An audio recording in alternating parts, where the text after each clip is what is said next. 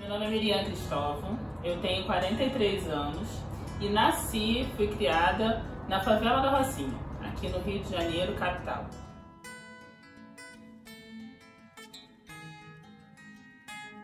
A necessidade de sair da comunidade, sair daquela bolha, daquele território, de conhecer outros territórios, foi exatamente a questão escolar. Eu consegui fazer o ensino primário dentro da própria Rocinha, mas o ensino médio na época não tinha. E aí a gente foi para bairros vizinhos. Eu fui para o bairro vizinho e depois para um bairro um pouquinho mais longe, que era Copacabana.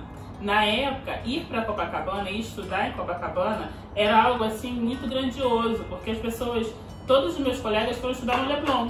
Tinha a mesma escola no Leblon, só que eu escolhi Copacabana. E por que eu escolhi Copacabana? Porque eu tinha na minha mente, e tinha muito essa instrução em casa, por vir de uma família super humilde, onde ninguém tinha estudo. Minha mãe tinha até a 4ª série primária e muito mal, não teve a possibilidade de estudar. Eu não fui criada com meu pai, eu vim de uma família desestruturada. Então, o estudo era uma coisa que a gente tinha muita potência, era aquela coisa que a gente sempre, você precisa estudar para ser alguém na vida. Referência nenhuma do que, eu não tinha ninguém ali na minha frente que tivesse estudado para saber se realmente isso dava certo. Só tinha pessoas que cresceram dignamente, trabalhando muito, e tinha alcançado o pouco que tinha alcançado com o suor do seu trabalho. Trabalho na roça, trabalho pesado mesmo, assim, sabe? Então não tinha essa referência. Mas tinha essa coisa na mente de que o estudo me levaria para qualquer lugar. E qualquer lugar, para mim, o quanto mais longe, melhor. E aí eu decidi ir para Copacabana. Na verdade, eu já tinha esse contato quando eu fui para Gávea, que era um bairro mais próximo, mas era um bairro extremamente elitizado, É um bairro, então essa coisa da televisão, esse glamour da Zona Sul, a Gávea apresentava muito. Na Gávea foi a primeira vez que eu encontrei com artistas na rua, foi a primeira vez que eu pedi meu primeiro autógrafo. E na Gávea também foi onde eu tive as maiores possibilidades. Porque assim, com toda essa condição, sabe, de ter nascido dentro da Rocinha, de ter uma família desestruturada, de não ter muitas referências, eu na escola, com a escola, eu encontrei uma rede de apoio muito grande. Então a escola me possibilitou me deslumbrou, me colocou na mente essa possibilidade do possível, de que tudo era possível, de alcançar qualquer coisa. E aí, na escola, na Gávea ainda, eu consegui ter os primeiros contatos com projetos sociais, com outras formas, de conhecimento, com outras ações que não era só aquela do português e da matemática. E ali aquilo já foi ampliando. Foi a partir daí que veio o desejo de ir para Copacabana, mas por ser mais distante geograficamente, mas também por dar um outro passo, de um ser comum. Acho que o meu desejo de ir para Copacabana foi mais por não ser comum. Todo mundo ia para o Leblon. Eu falei assim, não, o Leblon é ali, eu já conheço basicamente. Se eu esticar o braço, eu chego no Leblon. Eu quero ir em um lugar ainda inalcançável nesse momento. E para mim aquele lugar inalcançável era Copacabana. Meu primeiro choque de realidade foi nesse momento, foi na Gávea ainda. Eu, ainda na escola, eu fui convidada para fazer parte de um projeto que surgia na PUC, que é a grande universidade do bairro da Gávea, que era o PVE vai Escola, Programa de Vídeos Ecológicos na época. E ao entrar na PUC, eu me deparei com uma outra realidade. Porque mesmo estudando na Gávea, eu estudava com meus vizinhos da Rocinha, com os meus vizinhos do Vidigal, eram alunos também oriundos do mesmo lugar que eu. Mas na PUC não. Na PUC eu tinha uma outra classe social, na PUC a cor da pele fazia diferença. E o primeiro choque foi aí. Se a primeira vez que eu tive referência, eu tive noção de que a cor da minha pele importava para algumas pessoas foi dentro da PUC. Foi quando uma outra mulher negra olhou para mim e para 2 colegas brancos e me ignorou. Foi a primeira vez que eu senti que a cor da minha pele faria diferença em alguns lugares. Porque até então, para mim, o preconceito era uma coisa muito abstrata, sabe? Inanimado, porque eu via, claro, mas eu nunca tinha acontecido comigo. Porque na favela a gente não tem cor. A gente tem o endereço, um outro tipo de preconceito, é o CEP, é o território. Mas fora dela, a gente passa a ter o território, passa a ter a cor, passa a ter a renda, a gente vai acumulando preconceito sobre a gente, E ali foi a primeira vez que eu pensei e falei assim, não, é preciso fazer alguma coisa diferente, é preciso mostrar para essa senhora, no caso, que se referiu para mim com essa, que me ignorou, de que eu sou tão gente, sou tão humana quanto a minha colega que é branca. e mora na Gávea, e mora em outro lugar. Então ali foi a primeira situação que me colocou na realidade, assim, na real, do que era uma sociedade como a que a gente vive hoje, né? Tem dois fatos, assim, dois episódios que me marcaram muito. Assim, primeiro, com essa questão do alisamento, né? Eu tenho cabelo crespo, sempre tive, e aí sempre sofri, desde muito pequena. Eu lembro de muito pequena, assim, de criança, na época, pra vocês verem como eu sou antiga, minha mãe passava pente quente no meu cabelo. Era um pente de ferro que esquentava no fogão, e ela vinha, eu via aquilo estalar, porque meu cabelo estava molhado de creme, se passava uma vaselina, alguma coisa assim, ela vinha com aquele pente para poder esticar meu cabelo. Nisso que esticava meu cabelo, queimava minha orelha, queimava... Era um horror. Então essa é a minha maior lembrança, assim, desse sofrimento para esticar esse cabelo. Já um pouquinho mais velha, com 9, 10 anos, ainda dentro da Rocinha, na escola dentro da Rocinha, eu passei por um episódio porque eu resolvi cortar o cabelo. Não tava mais aquela coisa de esticar, de ter que botar bob, era muito trabalhoso. E aí eu já, né, sempre fui grande, então com 9 eu parecia que tinha 15. Eu pensei, eu vou cortar o cabelo. E cortei o cabelo muito curtinho, muito curtinho. Quando cheguei na escola, tinha um comercial, que também é da minha época, vocês me desculpem, mas era um comercial de uma loja de roupa muito famosa, que tinha um negão como garoto propaganda. Era o Abuse e Use, cara. Primeira coisa que eu entrei na escola, não sei aonde eles conseguiram uma folha de revista com a foto, com a propaganda, me enviaram como carta, e fizeram isso durante semanas, me chamando de Abuse e Use, me enviando cartas com, sabe, me zoaram a semana inteira na escola por causa daquele cabelo curto de uma mulher negra, grande, e o tal bullying, né, que a gente chama hoje. Foram os dois episódios mais marcantes, assim. O meu desejo era passar despercebida, e o tiro saiu completamente pela culatra, porque a partir desse episódio eu fiquei conhecida na escola. E aí o que eu fiz? E aí eu acho que já comecei a ter uma certa sagacidade nesse momento. Já que eu tinha a popularidade, eu resolvi usar ela de outra forma. Eu sempre fui muito estudiosa, sempre gostei de estudar. Por ser muito tímida, eu não tinha muito... Eu tinha relacionamento, tinha amigos, assim, eu sempre fui muito sociável. Apesar de ser muito tímida, eu sempre me relacionei muito bem, sempre fiz grandes amizades. E é fácil também quando a gente está na comunidade, porque é o seu primo, a sua prima, né? A gente cresce junto. Então eu nunca tive problema de socializar. Mas esse episódio do Abuse e Use, esse episódio do bullying, foi muito ruim, sabe? Eu sofri mesmo porque a ideia era passar despercebida e eu acabei chamando muita atenção de uma escola inteira. Aí o que eu fiz? Resolvi direcionar essa popularidade para a questão do estudo. E aí comecei a arrumar grupos de estudo. Na mesma época, tive um concurso de redação na escola que foi assim um ícone também na minha vida. A gente tem hoje nas comunidades regiões administrativas, né, chamadas RAs. E naquela época era um governo que tentava valorizar essa questão da educação dos jovens da comunidade. E aí teve um concurso de redação, nível Rio de Janeiro, sabe? Estado todo. Teve um concurso de redação para eleger um administrador mirim para cada uma dessas localidades.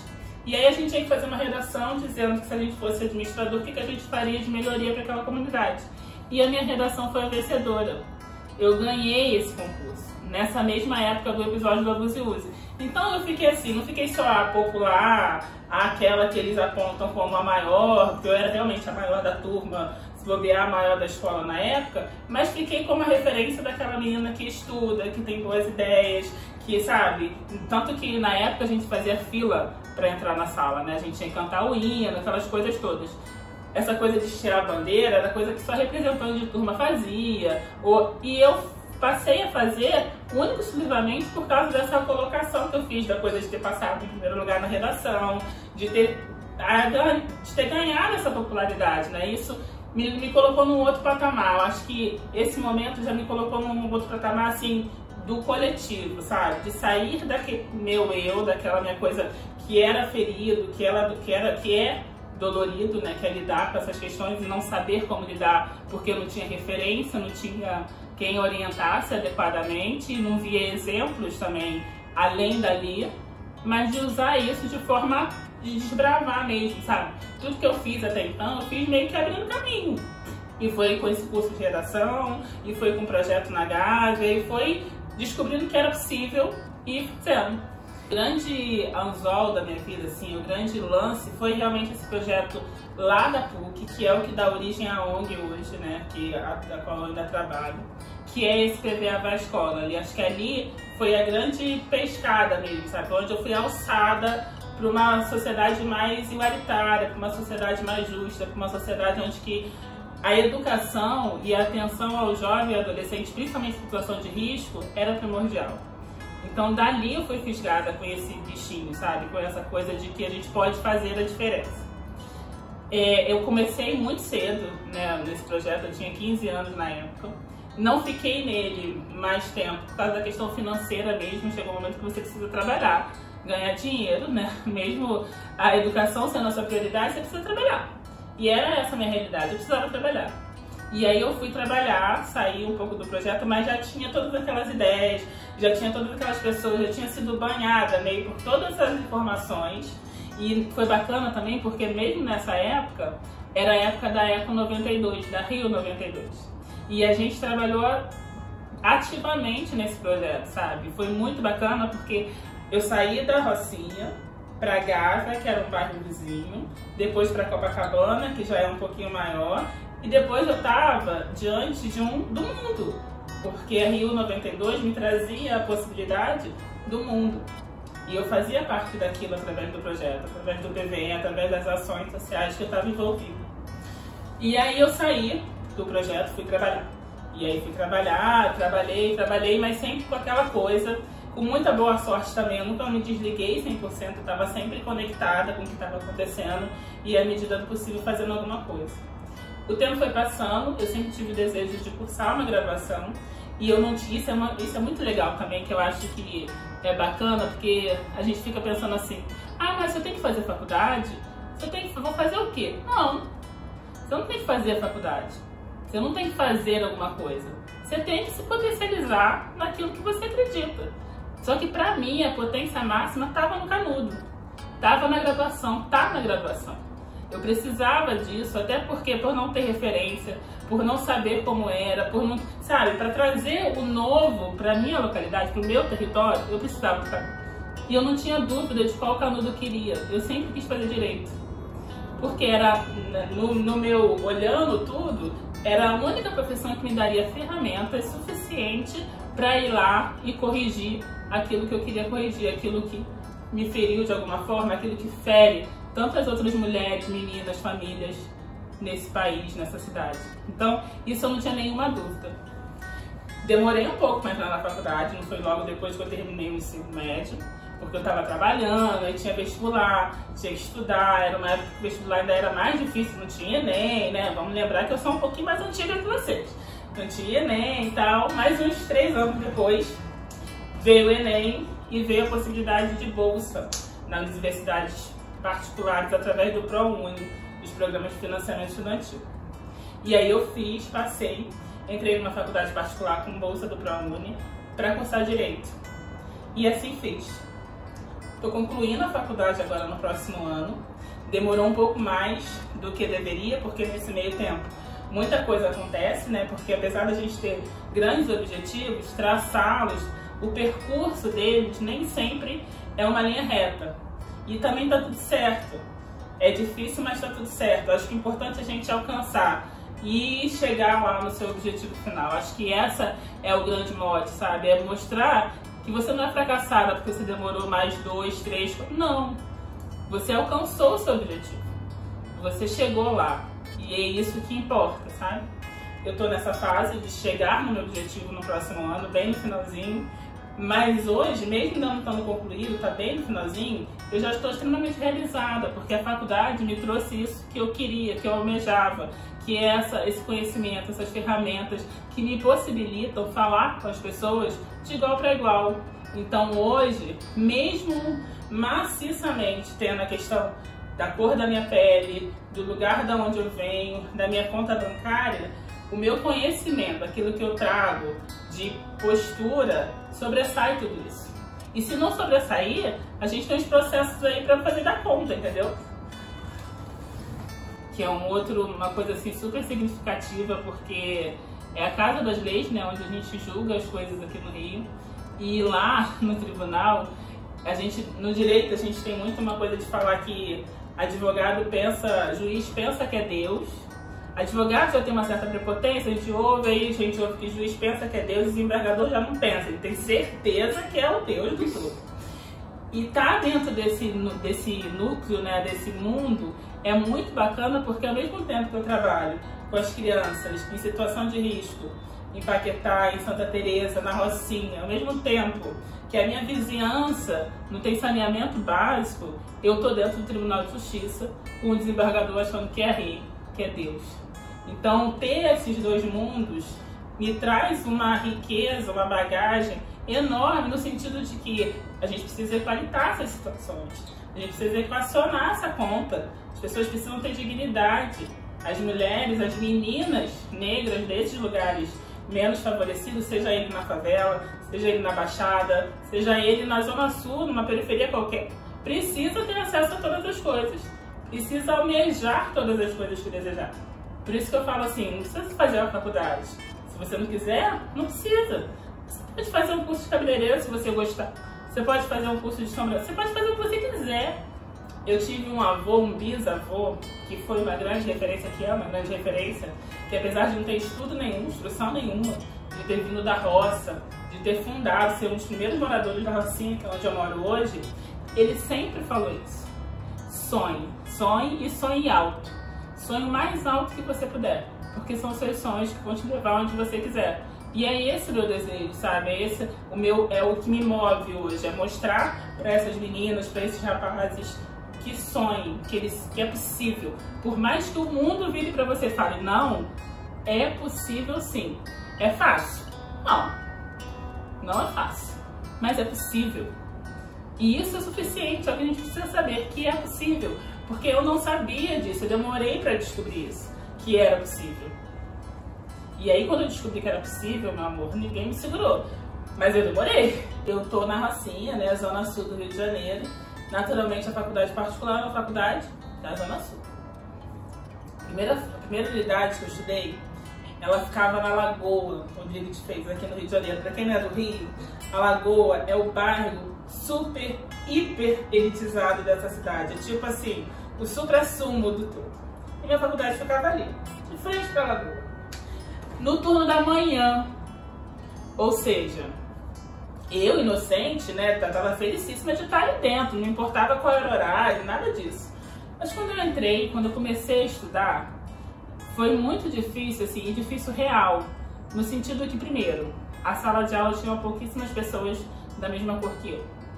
Tinha, mas eram muito poucas. Mas mais do que a cor da pele, mais do que o endereço, né, não precisa nem falar que da favela então tinha menos gente ainda, era como as pessoas olhavam pra mim. Olhavam pra mim como moradora de favela, assim, como um todo, sabe? Foi ali na faculdade, já tinha ouvido antes, mas foi onde mais me agrediu ouvir que a gente que mora na favela, que mora na periferia, é como se fosse um bloco só. Que a gente não tem individualidade, que a gente é tudo errado, sabe aquela coisa? Ali só mora bandido, ninguém paga água, ninguém paga luz, tá ali porque quer. Sabe essas frases que eu tenho certeza que vocês já ouviram? Foi na sala da faculdade que isso mais me agrediu. Já tinha ouvido na rua, mas ali, numa sala de estudantes de direito, ficou muito isso, sabe? Ficou muito grande pra mim. Porque eu falei assim, pô, o cara tá estudando pra reger, né, as leis de um país, pra lutar por justiça, e ele parte desse princípio de que todo mundo, só porque tá ali naquele território, define alguma coisa, é meio estranho, né? E aí foi a primeira vez que eu falei mais grosso com outras pessoas pra me impor, sabe? De forma mais ríspida, de forma mais rigorosa mesmo, a ponto até de brigar, mas pra deixar claro de que o meu endereço não me definia, que o fato de ter ali, sim, alguém que não pagasse luz, que fizesse coisa errada, não significava que 100% daquela localidade era assim. Foi esse cenário que eu comecei a faculdade de Direito. Qual é o objetivo principal de estar aqui, né, trocando, trazendo um pouquinho dessa minha experiência para vocês? Primeiro e antes de tudo, é falar isso que eu já disse no início, né? Sonhe. Eu acho que, como eu ouvi lá atrás do meu avô, eu repito isso sempre. E falo isso para todas as meninas que eu encontro, para todos os meninos que a gente trabalha junto. Sonhem. E sonhem com a potencialidade infinita que vocês têm, sabe? Não se limite pela cor, não se limite pelo fato de sermos mulheres, Não se limite pelo cabelo, pelo meu corpo, pelo meu endereço, não se limite por nada. Sonhe e busque seus sonhos. E para ajudar a sonhar, eu acho que vale muito isso que eu estou fazendo com vocês, que é esse o meu objetivo, pelo menos um pouquinho, é incentivar, é mostrar que é possível, é mostrar que a gente pode, que a gente chega, e trazer todos os outros exemplos que a gente tem por aí. A gente tem mulheres grandiosíssimas, que são da nossa cor da pele, sabe? Que vieram dos mesmos lugares que a gente e conseguiram se destacar, conseguiram ser realmente reconhecidas no Brasil e no mundo. Então peguem essas mulheres que hoje a gente consegue visualizar e falar com mais frequência do que na minha época, que hoje a gente tem mais referências, se agarrem a essas imagens e vão pra frente.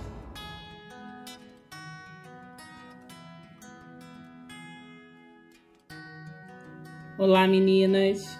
Então, continuando a nossa conversa, né, sobre identidade, sobre construção, sobre a nossa trajetória nessa caminhada, eu me identifiquei muito quando eu vi essas bonequinhas de pano aqui, sabe? Esse é um trabalho artesanal feito por uma amiga minha super criativa e competente. O nome dela é Fabiola aqui. E ela que produziu essas bonequinhas de pano e tal. Mas ao ver essas bonequinhas, eu me remeti muito ao que a gente dialogou no vídeo anterior, né, no início da nossa conversa, sobre essa coisa da gente construir, né, da gente se construir nessa trajetória enquanto mulher, enquanto menina, enquanto negra, né, enquanto moradora de favela, de baixada, né, da periferia. E essas bonequinhas acho que traduz muito essa nossa construção. Por isso que eu fiz questão de trazê-la para vocês, principalmente porque elas partem, né? Elas são lindas, como vocês podem ver, né? Elas são variadas, diversas e são bem bacanas. E a construção delas parte daquilo que a gente nem imaginaria que poderia se transformar num produto tão bacana. Assim, a Fabiola construiu essas bonecas através de retalhos. Então, restos de pano, pedacinhos de pano, de linho, de tecido, coisas que a gente pode fazer manualmente e que dá a condição, dá a possibilidade da gente produzir da forma que a gente quiser. Que é muito isso que eu quero passar para vocês, né? A gente pode ser exatamente aquilo que a gente quiser ser. Assim como essas bonecas, né? A partir de um material diverso, eu posso construir a boneca no formato que eu quiser. Ela pode ter um vestido mais escuro, um cabelo multicolorido, como pode estar toda de branco, com a sua bolsinha, meio tipo estilo de noiva. Ela pode ser e estar como eu quiser, como ela quiser.